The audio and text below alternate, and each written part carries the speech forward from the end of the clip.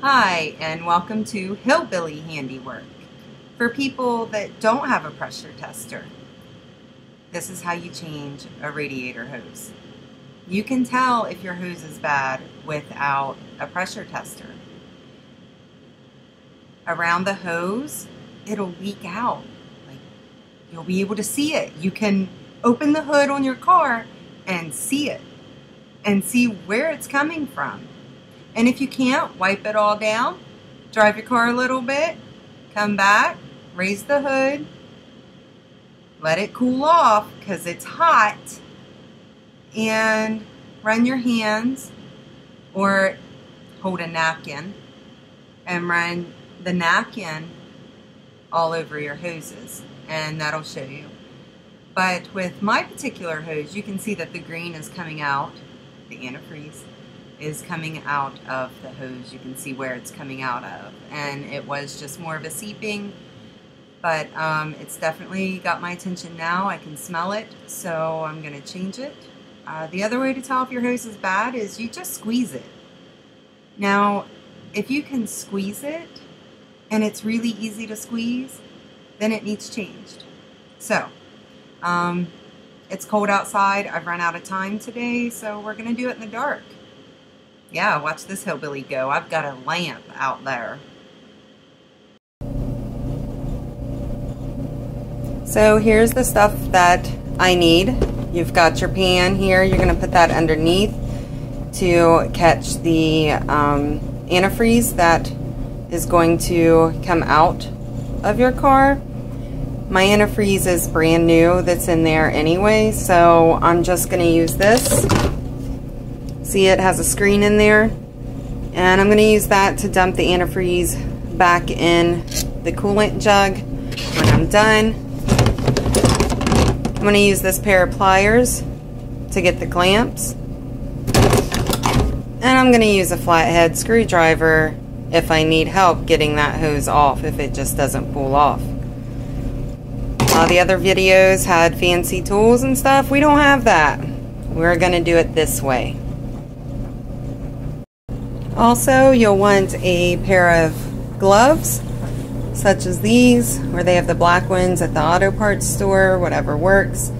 The goal is to keep the antifreeze off your skin, because it's bad for you.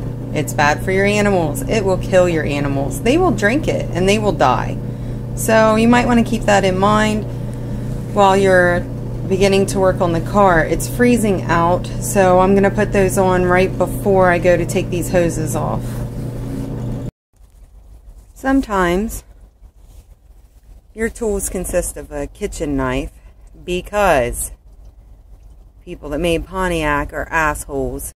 Okay, we have a Pontiac Grand Am 2001. I like to take this off just to let some of the pressure out,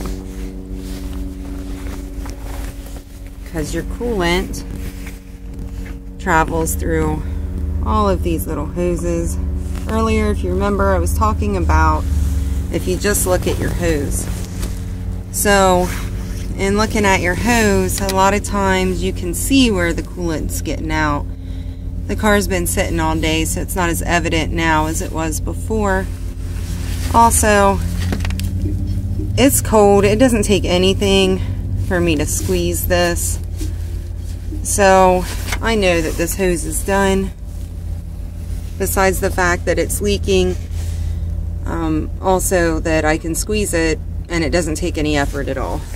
So I'm gonna get my pan under the car, and this is where you got to do a little bit of hillbilly engineering sometimes.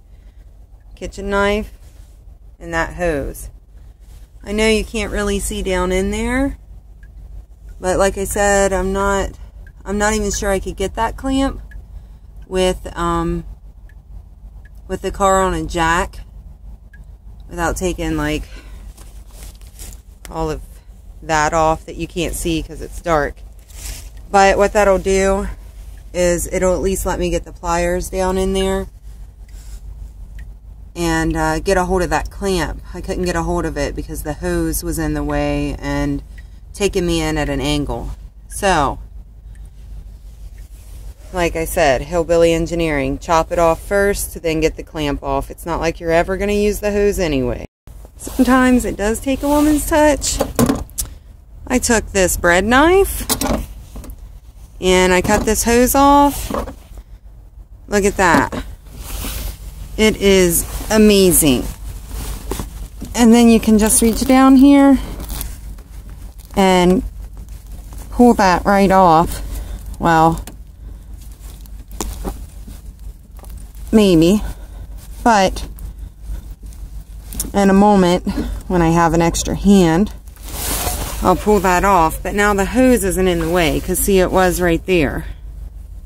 So I was able to get the pliers down there, turn that clamp around, and get that clamp right off. Doing it with the hose on was just time consuming, and I don't really have time for that. It's almost like 10 o'clock at night. I got stuff to do tomorrow. Now after you've cut the hose, see this part, it's going to be a little difficult to get out. That has a little bit of a lip on it. So you'll want to be careful. This is plastic.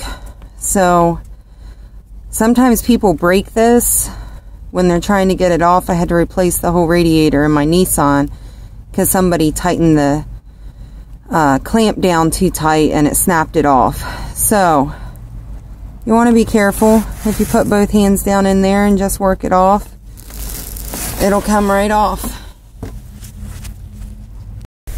Now you'll want to make sure you put both clamps on the hose before you put it back on. Because that bottom one was such a pain to get off, I'm going to use one of these clamps just in case I mess something up and I have to do it again. I am not going through that again, trying to get that lower clamp off. That was terrible. Of course, it took me a lot longer, but I'm not super experienced, so it takes me a little longer to do things. And sometimes I use a kitchen knife to get her done. So, I'm going to put this hose back on. I got the hose back on. I used the clamp that was already on the car for this top part because it's easy to get to. The clamp I used down there was the one with the screw. I did that because it's a lot easier to get through all of this to tighten that screw. If you remember, I pointed out that there is a lip. Obviously not. This has a small lip. But when you're putting these hoses on, this was just metal, so whatever. But down there, down there, there's a lip. You want to make sure that you get your clamp past the lip, but not all the way to the edge of the hose. The final thing that you'll want to do is make sure you refill your coolant and burp your system. It's different in some cars.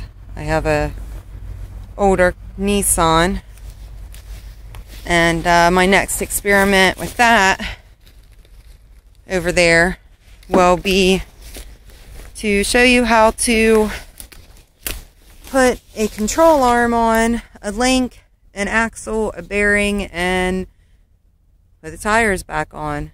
So, yeah. And to prove how hillbilly I can get, you see, that's a log holding it up.